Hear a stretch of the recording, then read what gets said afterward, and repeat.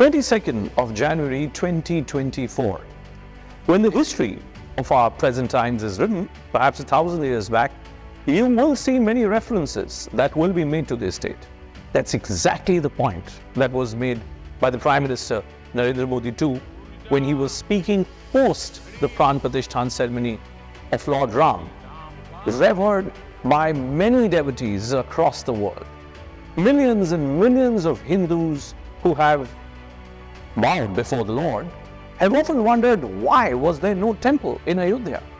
They wondered whether India, in the garb of being a secular country, was actually working against the interest of the majority community, which is the Hindu community. It has taken over 150 years of various petitions, judicial work, for us to come to this day of 22nd of January 2024. Well, what is the story behind what we have seen this day? Is it a story of business? It is a story of ideology? Or is it a story of politics? Let me address all those three questions one by one for you. First up, the business of politics. Without doubt, this tectonic shift that we have seen today in Indian politics post this Pran Pratishthan ceremony is a tectonic shift which is bound to help the Bharatiya Janata Party in multiple ways. Not that the party was not already reaching its peak levels, particularly in the Hindi heartland, but after 10 years of being in power, Narendra Modi-led BJP required another X factor. If Narendra Modi in 2014 was all about being an anti-corruption crusader, Narendra Modi in 2019 won because of what had happened in Pulwama. 2024 required another X factor, or a Y factor, or a Z factor, and that's exactly what this Pran Pratishthan ceremony actually does for the BJP.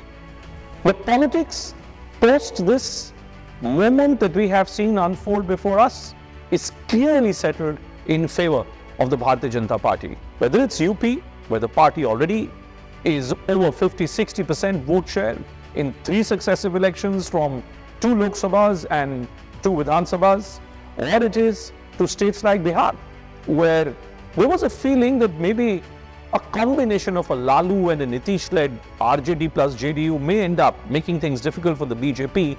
Post what we have seen in Ayodhya, even that question, I believe, has been settled. Then comes the question of ideology. If you look at the pictures today a little closely, you will find that during the Pran Pratishthan ceremony, the one noticeable entity who, technically speaking, is not a constitutional post holder, but yet a very, very important figurehead, is the RSS chief, Mohan Bhagwat. Why is Mohan Bhagwat's presence in the sanctum sanctorum of what is arguably the Vatican of India, bigger than the Vatican of India? What is the significance of Mohan Bhagwat being in the same space as a Prime Minister? Many naysayers who have accused Narendra Modi of creating a Hindu Pakistan, and I've constantly been talking about this, that this temple construction basically means the end of the secular state of India the way we were used to looking at it. Well, perhaps you're wondering, should Mohan Bhagwat have been there? The reality is this, that Mohan Bhagwat, the chief of the RSS, can rightfully claim to be the custodian of the sentiments of Hindus across the world. The RSS, whether in India or several other parts outside India, has consistently been at the forefront of this entire campaign of India for Hindus, of India for Ram. Faith, ideology and religion in many ways end up being represented by Mohan Bhagwat. Narendra Modi is a constitutional post holder. So what you will see in future is that much more greater importance within the constitutionality of India, within the constitutional framework of India, may well end up being attached to faith. And that's why the presence of Mohan Bhagwat becomes so very important.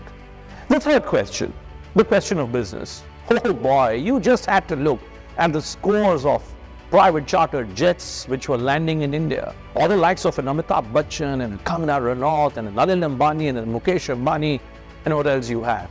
You have the perfect combination of politics, of glamour, of business and ideology. If India was a country which was high on faith, If India was a country which was high in ideology, I think 22nd of January 2024 certainly gives us ample evidence that what was initially spoken about and sometimes debated perhaps is actually unfolding right before us. That's why 22nd of January 2024 becomes so very significant. What now? What next?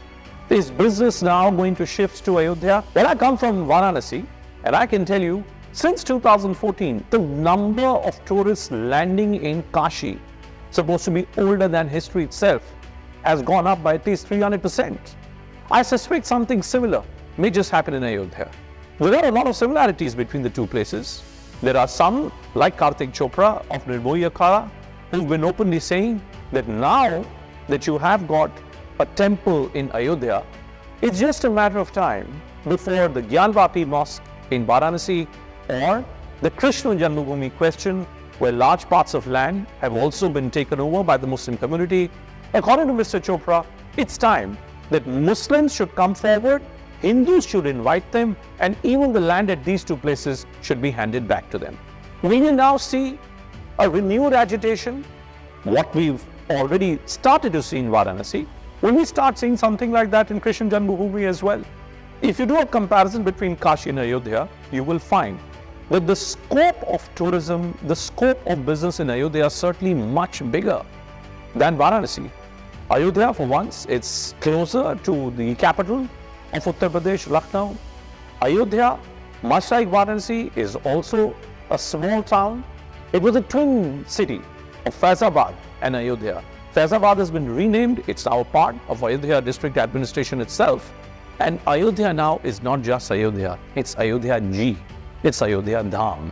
Ayodhya Dham could very well end up being the biggest dham in North India. If you go to the southern parts of the country, if you go south of Vindhyas, or if you've been to Tirupati, you will see that Tirupati as a temple town is so well managed, attracts so much of business. Are we set to see Ayodhya becoming something similar? Perhaps yes. That's why what you see through that absolutely gorgeous idol of Lord Ram today is not just a story of Lord Ram, is not just a story of faith, it's a combination of faith, religion, ideology and business all mixed together. My humble submission to you, if you're anywhere in India or if you're anywhere outside India, and if you just want to see what can happen when faith, religion, ideology and business and politics come together, Ayodhya is a destination that you're looking for.